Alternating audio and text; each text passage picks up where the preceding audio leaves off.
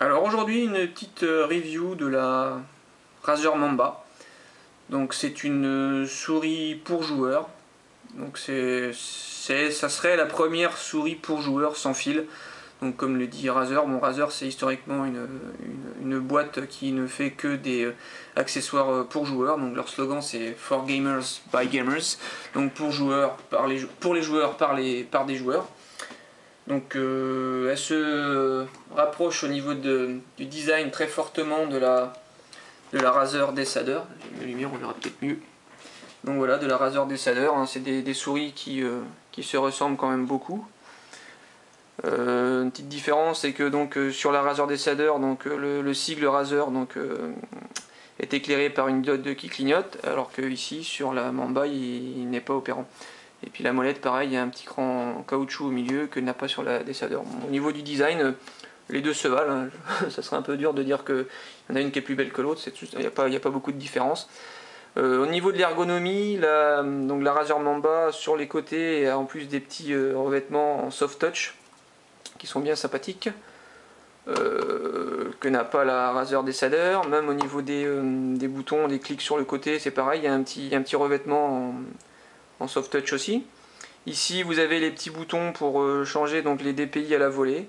Il n'y a pas ça sur la Razer Decider, il me semble qu'il y avait ça aussi sur le l'Ak6 et sur l'Imperator, mais je suis pas certain.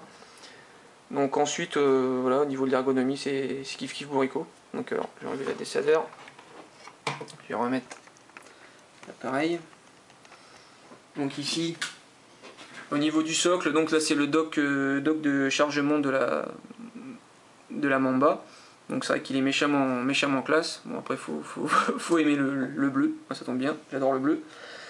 Ici c'est le petit bouton qui permet donc d'interconnecter la souris avec son dock. Donc on appuie ici, et ici au niveau de la souris vous avez donc le petit bouton pour le Wi-Fi.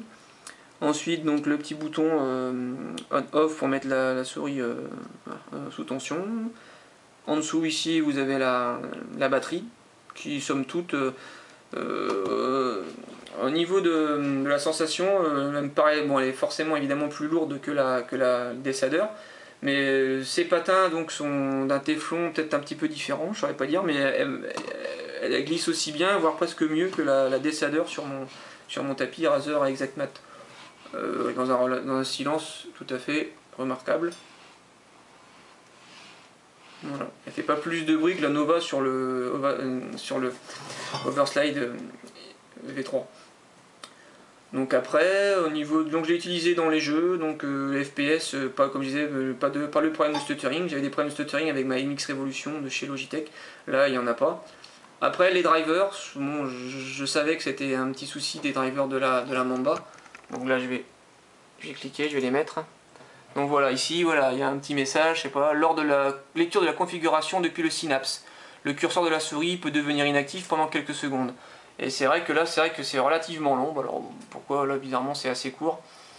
Je pense qu'ils auraient peut-être pu améliorer ça, mais c'est vrai que la configuration de la souris est un petit peu fastidieuse, parce que voilà, s'il suffit que je modifie quelque chose dans la configuration, je vais cliquer sur appliquer, et j'en ai pour une vingtaine, 30 secondes avant d'avoir la souris qui soit opérationnelle, donc c'est un peu dommage. Après, au niveau, on passe au réglage des performances, donc ici on peut régler le niveau de sensibilité par... il y a 5 paliers différents, après chaque palier on peut les redéfinir ici au niveau du nombre de DPI. Ok. Ensuite la gestion des profils, moi pour l'instant j'en ai pas mis. Gestion des macros, c'est pareil, je pense pas que je vais m'en servir. Ici, pareil, gestion de l'éclairage, donc bouton de défilement, indicateur de niveau de batterie, station d'accueil. Bon, j'ai essayé hier de le désactiver. J'ai cliqué sur désactiver, j'ai cliqué sur appliquer. Ça a mis 3 plombes à sortir de l'écran et au final, ça marchait pas.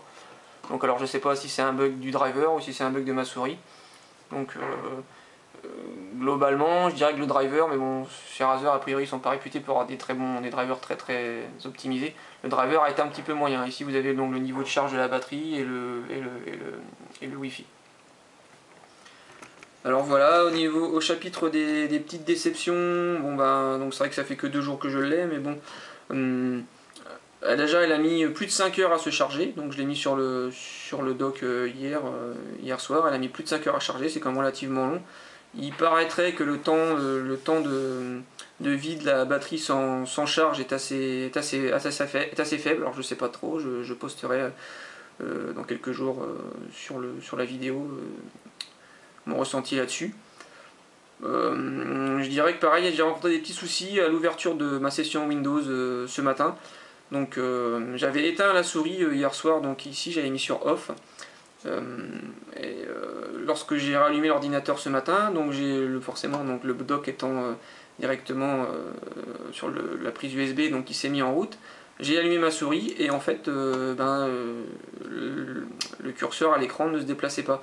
Il a fallu que je réteigne la souris, que je la rallume, que j'appuie sur le bouton Wi-Fi ici et ici pour que la souris soit enfin reconnue par Windows. Alors j'ai fait un test, j'ai éteint l'ordinateur complètement sans éteindre ici la souris. J'ai rallumé l'ordinateur et ça a fonctionné. Donc ça voudrait dire en fait qu'à chaque fois qu'on éteint complètement ici la souris, elle perd la connectivité avec son dock. Alors c'est un peu dommage, bon c'est pas grand chose, il faut appuyer sur les boutons, il faut le savoir, mais bon c'est un peu dommage je trouve quand même, et bon je crois je serai obligé de le faire si je veux augmenter la durée de vie de la batterie, puisque de ce que j'en ai vu sur les forums, voilà, c'est le fait de laisser la souris tout le temps sur on, ben, même en mode veille, c'est-à-dire lorsque vous éteignez votre ordinateur et que vous le laissez sans la toucher, la batterie se décharge assez rapidement, chose que la MX Revolution, je pouvais passer plus d'une semaine sans la recharger et sans la mettre sur off avant que la batterie se décharge complètement. Donc maintenant il faut savoir aussi que cette souris permet d'avoir beaucoup plus de réglages. En gros voilà, la MX Revolution c'est une souris 600 dpi et puis c'est tout. Là ici vous pouvez passer de 400 à 5600 dpi avec un rétroéclairage ici qu'il n'y a pas sur la MX Revolution, et au niveau du... alors, comment ils appellent ça déjà d'ailleurs, au niveau de la fréquence de scrutation, donc on peut passer de 125 Hz à 1000 Hz, chose que la MX Revolution, je crois qu'il reste à 125 Hz. Donc tout ça forcément c'est énergivore, donc fatalement la souris tient moins longtemps la charge. Donc c'est un mal pour un bien on va dire. Donc voilà, globalement content de la souris, un packaging de fou, un design excellent, le dock super aussi. Franchement une souris que je peux pas forcément décemment recommander, parce que c'est quand même une souris qui coûte encore maintenant quasiment 130 €, au mieux 115 sur les meilleurs sites marchands. Voilà, si vous avez une Desader, si vous avez une Razer Imperator, bon, l'achat d'une Mamba se justifie pas, mais bon voilà, moi je voulais me faire plaisir, c'est une souris qui me donne envie depuis très longtemps, je l'ai, j'en suis relativement content. Maintenant, c'est sûr que les pro gamers vont y aller au scandale et garder leur souris filaire. Bon, ils ont peut-être pas tort. Ah oui, un petit souci que j'ai rencontré, pareil, un truc inadmissible pour un article à ce niveau de prix. Donc là, je vais même pas le déclipser, puisque voilà, le problème que j'ai rencontré, c'est que sur le dock de chargement, donc la prise mini USB à l'intérieur n'est pas complètement bien alignée avec le clip, c'est-à-dire qu'il a fallu que je force beaucoup pour pouvoir l'enficher. Donc je vais pas m'amuser à l'enlever et la remettre trop souvent. Mais bon, de toute façon, moi je l'ai pris pour son côté sans fil, et je pense que je vais la garder en wireless. Alors, un truc que j'ai noté aussi sur ma configuration, donc lorsque j'éteins mon ordinateur complètement, et ben lorsque je mets la souris sur le dock, il y a quand même du courant qui passe, puisque elle se met en charge. Donc elle se met en charge, donc j'ai la molette qui s'allume, ici les petites LED ici qui s'allument, mais la base ne s'allume pas. Forcément, puisque le driver ne se lance pas. Mais par contre, le courant passe, donc la souris se charge. Donc c'est un point positif par rapport à ma configuration. Mais ma carte mère, c'est une Asus Maximus Formula 3, qui même lorsqu'elle s'éteint, garde quand même quelques trucs sous tension. Voilà. Donc, globalement, quand même une souris qui je dirais a quand même de la gueule, et qui est une bonne souris.